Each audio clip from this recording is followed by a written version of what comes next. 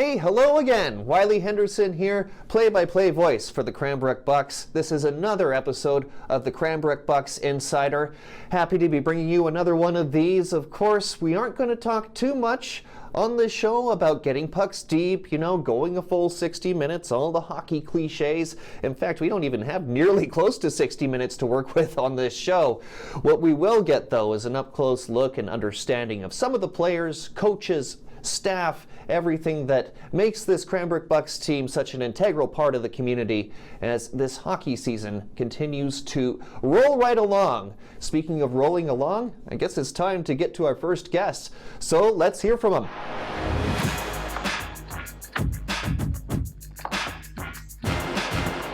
Wylie Henderson here, along with Jack Silich, a newcomer to the Cranbrook Bucks, who is making quite an impression in the early goings of the season. Jack, thanks for taking the time today. How are you doing? Good. How are you? Thank you so much for having me. Yeah, no, pretty good, pretty good. It's an off day between games, so, I'm able to kind of get back and kind of do some of these recordings and get to know you guys a little bit. So helps out my broadcasts, pumps your tires a little bit. Good for everybody. Awesome. Perfect. And Jack, you're joining us. The Bucks this season, you're first in the BCHL, but you're very well traveled in the junior circuit south of the border. Just take us through a little bit of your journey on your way to the Bucks. I know a lot of stops starting in Illinois. Yeah, of course. Started at the Chicago Mission, came through the Chicago Mission U15 year, and I started actually in junior hockey in Boston, playing for the Junior Bruins in the NCDC. The next year, I was in the USHL for the Youngstown Phantoms for my rookie year in the USHL. And then the second year, my USHL, I started out with the Lincoln Stars, and then I went to the Sioux Falls Stampede around this time in October. And then I found my way to the Bucks after that season. And I know you had a little bit of a run into Ryan Donald, leading up to the Bucks, but just a bit how that kind of came together and why the Bucks were a good fit. Of course, yeah. So I met with Coach Donald a couple of times, started my recruitment process. Of course, Yale was a huge option for me at the first before I was committed to Quinnipiac University.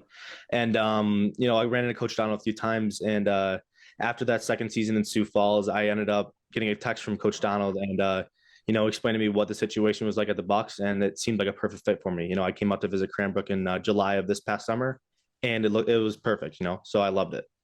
You've been around some pretty big cities. Was this a bit of a culture shock for you coming to a small rocky town in Canada? Of course, yeah. Coming from Chicago and the suburbs, it's a little bit different, right? The mountains are great, and it's absolutely stunning out here. So, Chicago is a place I've always been kind of interested into. Just tell us a little bit about what it's like, the vibe out there. Obviously, the hip hop culture, the sports, the championships. Did you kind of get into all that when you were a kid growing up? On the heels of the Bulls, those great teams. Yeah. So growing up, the Hawks weren't great.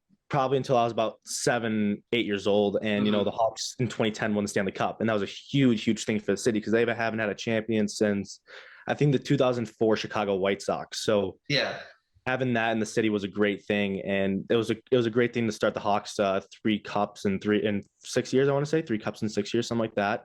Mm-hmm. And, being a young kid, the Hawks did a huge thing for hockey in the northwest suburbs in Chicago in itself. So. Yeah, I'm actually surprised I'm wearing this one today. I'm a Canucks fan, and I know we were at your expense on a few of those cup runs. So those still hurt a little bit, but you know what? Those were some very good teams. Very spoiled getting to watch guys like Kane and Taves in their prime, too. Of course, yeah. Those guys really, really helped Chicago a lot, and not only hockey-wise, but community-wise as well. So. And so much else to choose from there, too. The Bears, the Cubbies, the Sox, the Bulls. I don't know about the Bears. The Bears haven't been great for forever, but, the Cubs were great in 2016, and the Sox are still doing well as well. So. Yeah, I think I'm old enough to remember their last Super Bowl, which is dating me a little bit. But for sure. Yeesh. But yeah, I guess you're right. But did you get to go to a lot of, get to take in Wrigley Field, course, yeah. Soldier Stadium, seeing the Bulls?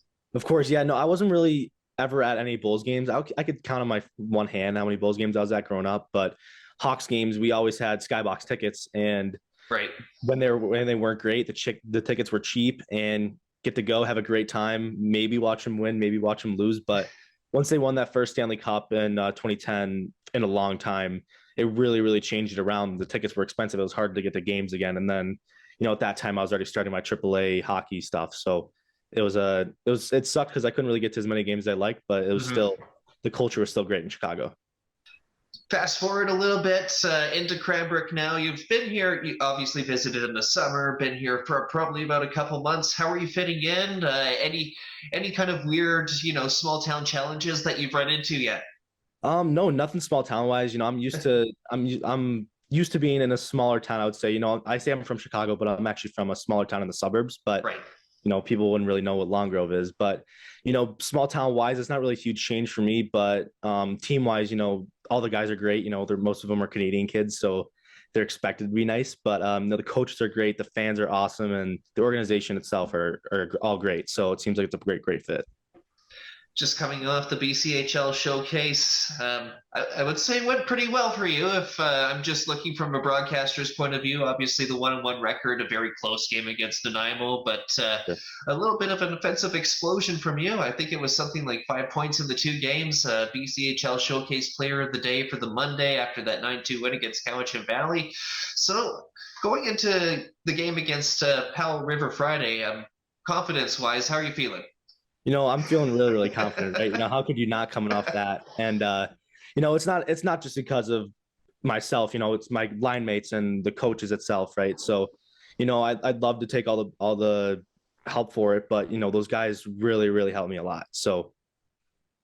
Your first showcase too, Yeah. Just a lot of scouts, very different, atmosphere than maybe you've seen in the first few weeks of your BCHL career. But how was that?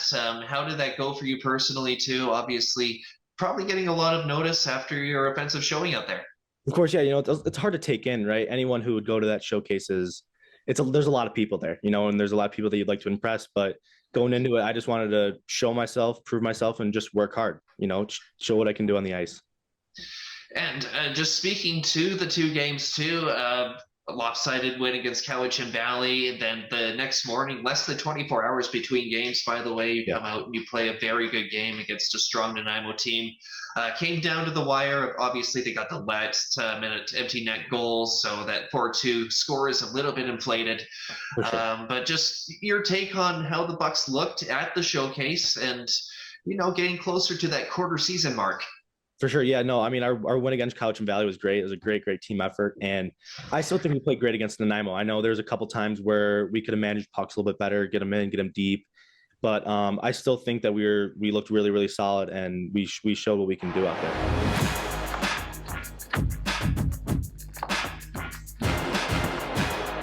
Hello, Wylie Henderson here, Cranbrook Bucks play-by-play voice, joined by the president and owner of the team, Nathan Lieuwen. Nathan, I know you're busy. Thanks for taking the time today. Yeah, no problem, Wylie.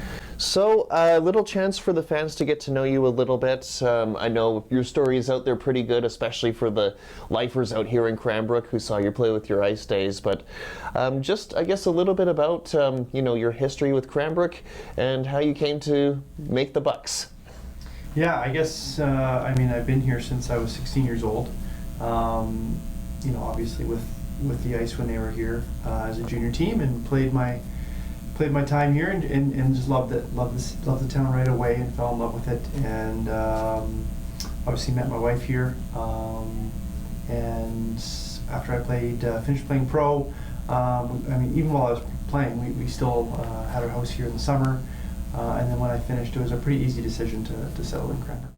You mentioned the Kootenay Ice there, obviously the junior predecessor, a team that you played for, played quite admirably for too, winning a WHL championship. They leave and the Bucks come. I guess just, first of all, seeing the ice kind of just fall off the map a little bit on the hockey scene here in Cranbrook, did that hurt at all? And did that kind of spur a need for you to maybe step in and bring hockey back? I think it was difficult for everybody, just the way that things ended with that franchise, because for a number of years it was a pretty big deal here, and people cared about it and they're passionate about it. So that was tough to see. But then knowing the hockey community here, knowing the type of people we have here, it was a pretty once the idea kind of fell in my lap. It was a pretty easy decision to push forward on it, and obviously to make the Bucks a reality. It's been about just over 3 years since we had the announcement that the franchise was going to be coming to Cranbrook. Through those 3 years, pandemic, natural disaster, weather challenges, shortened season, Penticton pod. Is it finally starting to feel like maybe how you felt it would be when you announced the franchise? You know what? There are certain aspects that you didn't know what to expect. But when you say 3 years, it sure feels like it's a lot longer, just with some of the stuff we've gone through. But having said that, it's made us who we are, and I'm very proud of the things that we've done here so far in the short 3 years. I'm proud of the way that we've handled the different challenges that we faced, and ultimately to be where we are today is pretty exciting. You're probably one of the youngest major owners in the league, not too far removed from your playing days. How was that transition for you, kind of having your career cut short by injuries and then just moving into the ownership phase? You know what? Losing my career was very tough. It was very hard for me, and it was a lot of adjusting in life and in work that I had to kind of go through. Obviously got into some goalie coaching, and then when this kind of came about and we started this, it was a pretty easy fit for me, and it's something I'm very passionate about, and for me that was a big helper. I mean, doing something that you're passionate about is, not everyone gets to do that, and I'm very fortunate to be able to do that both, when I played and now. So that transition really has been for me natural, just because it's something I deeply care about. And it shows, in your work during game days, not limited to owner, but we also see you goalie coach. I've seen you with a mop and a broom cleaning before the games. I mean, a little bit of everything. And you've even gotten hands-on with the broadcast now. Just all these different kind of elements that make the team come together. Just how has that been for you too, kind of learning these new, I guess, parts of the team that maybe you hadn't done before? Yeah, well, first of all, in junior hockey, the spectrum of what you have to tackle is pretty wide, and pretty broad.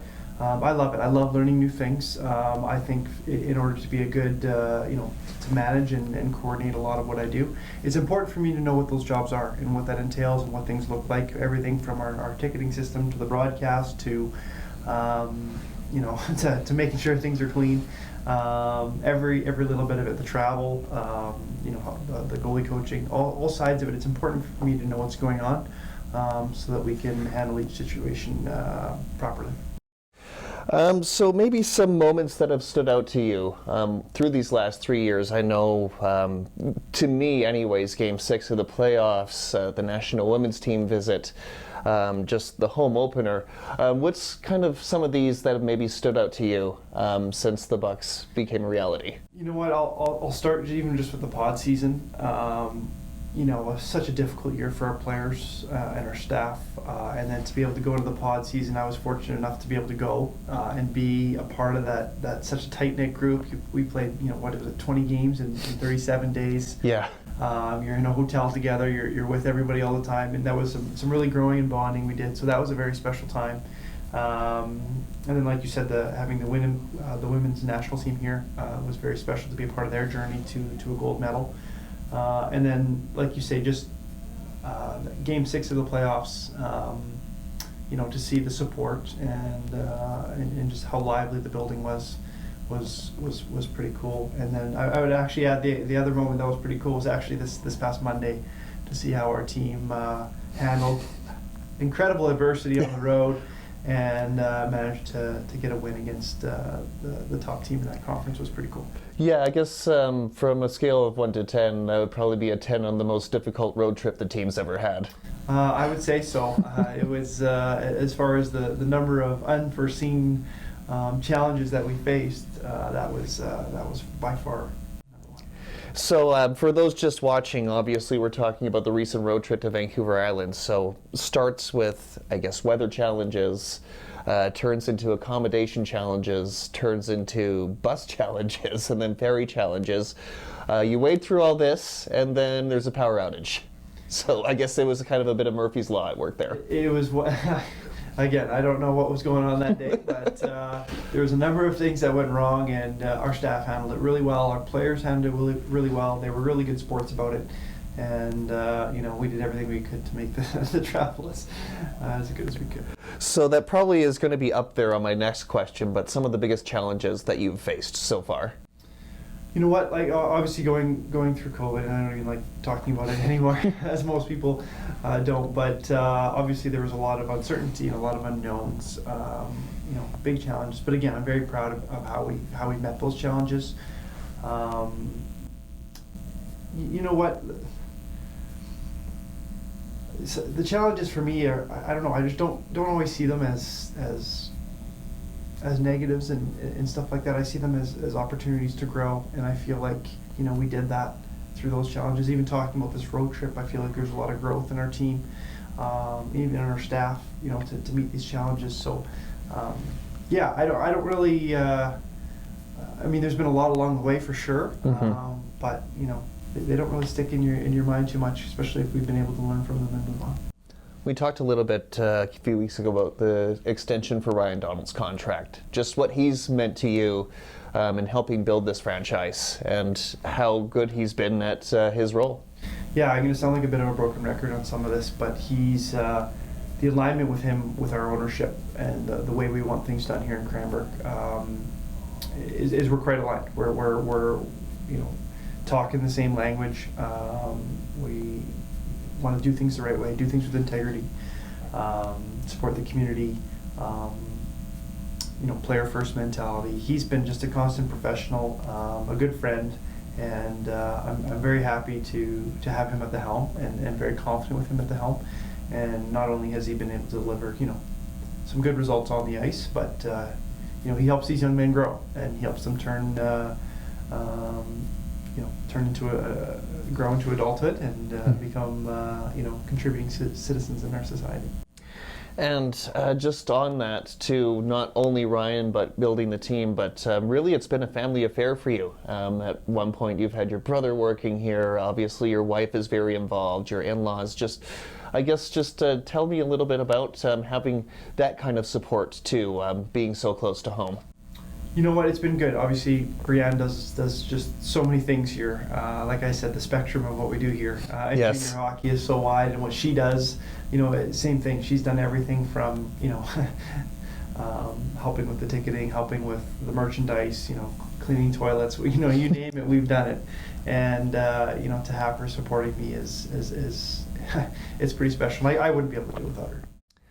Okay, I'm going to move into a different segment, a little bit of word association. I've done this with some of the players, did it with Colin Minardi to varying success. So we'll try it here with ownership as well. But basically what I do is I'll name a franchise, I'll name maybe a city, a player, somebody that you've crossed paths with, and then just, I guess, your thoughts in one or two words, or maybe a little bit of a sentence about that. Okay, let's do it. Buffalo Sabres. Oh. On the rise. Vancouver Canucks. Ooh, that's all I have to say. Abbotsford. Home. Cranbrook Bucks. I don't know if I could just describe that in a few words. Yeah, no, we can sidebar a little bit on that one for sure. But Kootenay Ice. Oh. You're making these hard. Sorry. That's the point. It's supposed to get you to think. Mixed feelings. Yeah. And I'm sure that's something that's kind of reverberated around the hockey community here. A lot of good memories, but definitely the decline was a tough fall for sure. Moving on, Tyson Dick. Oh, promising, exciting, and very unique. Nathan Airy. Oh, consistent and bright future. You two have worked together quite extensively. Saw him here in the summer, obviously, when Bowen Byram was touring with the Stanley Cup. Couldn't be bothered to come up and look at the silver mug. Yeah, just tell me a little bit about your relationship with the goalies, obviously being a former goalie yourself. You know what? Nate's been a pretty special kid as far as his development and his growth, not just on the ice, but off the ice. He's been very mature. Obviously, he's had some serious success in the past year. He did a ton of growing, obviously, through the pod season. Very fortunate to have a guy for as long as we have. Having a goalie for 3 years, and I know him before that as well. So to be able to work with someone and again see that progression and see that growth, and he's just been able to apply it faster than any goalie I've worked with. He's bought into what we're doing, and he's obviously the staple of our team right now. Ryan Donald. Oh, he's the leader. And Nathan Lieuwen. Oh boy. A little bit of everything. No, fair enough. Thanks for being a good sport on that. And yeah, back to the Bucks a little bit. Attendance is growing. I think we saw 2,600, I think, for the last regular season game. You've been outselling the Kootenay Ice, the predecessor. Just how are you feeling about the support that you are getting so far from the community? And I guess anything that we can do maybe to increase that out here? You know what? The fans have been fantastic. The support and the kind of support we're getting. People are coming out to games. The community sponsorships are very good. We've got some awesome partners that we work with, and just the vibe and the excitement around the team has been really good. And I have the community to thank for that. And we just want to keep pushing. We just want to keep making it an exciting, inclusive place for everybody to come and enjoy some community involvement and enjoy some great hockey. Has the support maybe exceeded what you thought it could be at, just given kind of the bitter divorce that happened between hockey fans here and the Kootenay Ice? You know what? I don't know if it's exceeded my expectations because I know how good a hockey town this is, and I know the potential that's here. Obviously, I did not project to see 2,600 people at a regular season game, and it's awesome to see. But like I said, I don't think this town will really surprise me because I know how much they love hockey, and obviously we saw that with that playoff game where we had over 3,000 people. The people of Cranbrook love hockey, and they've been just great supporters. And what can the Bucks do maybe to get more into the community? I know that's one area where the fans I've talked to anyways, they maybe feel like they don't know the players as well as they'd like to, and maybe there's more that we can do from the broadcast side or just being in the community. But is that something that's kind of, ran across your mind a little bit? Well, absolutely. It's been so difficult the last 2 years just to do anything in the community with the restrictions that we've been facing. We're really excited to get back into schools this year, doing a reading program. Really excited to have our partnership with minor hockey. Again, we tried to do this last year and it just didn't work out with the world at the time. But we're really excited where we'll be attending all the minor hockey practices this year for our players. We'll be out there. And then just getting back out in the community, I know Remembrance Day. Our boys are going to be out there for the ceremony tomorrow. And just doing different things to be involved and just to be around the fans and the people and doing some good things in our community. On the ice, the last 2 seasons, of course, big strides last year after the pod season, which was very difficult, injury-riddled. Obviously, the record wasn't exactly where you guys would have liked it, but big strides last year. It seems like even more strides this year. How are you liking the on-ice product? You know what? It's just like you say, the progression's been good. I'm very proud of that pod season team. The way that they worked and the way that they bought in and played. Obviously, the results weren't quite there last year. Obviously, we had some standout performances from people like Tyson Dick and others who led, and we kind of exceeded the expectations. And this year, I think is the first year that there's really been expectation on our group to be good and to win some hockey games, and so I think we're still learning. We're still growing. We're still learning. What it means to be Cranbrook Bucks. We got a lot of new faces this year, but the potential of this group is obviously quite high, and we have a lot of good hockey players down there. My wife, jokingly, but with an term of endearment, refers to the Bucks as the Yale factory. Just obviously a good, strong contingent of Yale commits, but we're also starting to see a lot more players, committing to other programs, a lot more, school logos on the lineup sheet now. I remember at one time that part was blank when I started. Now we're seeing really a lot of buy-in from the NCAA for the Bucks program, which I'm sure is a big goal of yours. You know what? It's great to see these guys get opportunities beyond junior hockey and to see our guys start to get noticed and to start moving on, I think is a big testament to our coaching staff and the development there and the buy-in from those players. Those players definitely deserve what they've been able to achieve, and we've had some good patience with our players. Making sure that they find the right fit for the programs that they're looking at. I'll start to wind it down, Nathan, but anything that you'd like to get out to the fans? No, just obviously I'm so excited to call Cranbrook home. Brianna and I obviously have 3 kids here. We're rooted in this community. We really enjoy it, and the reception from not just the fans but the people of Cranbrook has been really, really cool. I love the small town, and we're just so excited to be a part of it and to continue to be a part of it moving forward. Well, Nathan, and thank you for letting me be at least a small part of it, and I look forward to many more years with the Bucks. Yeah, thanks, Wylie. There's Nathan Lieuwen, President, Owner, Cranbrook Bucks.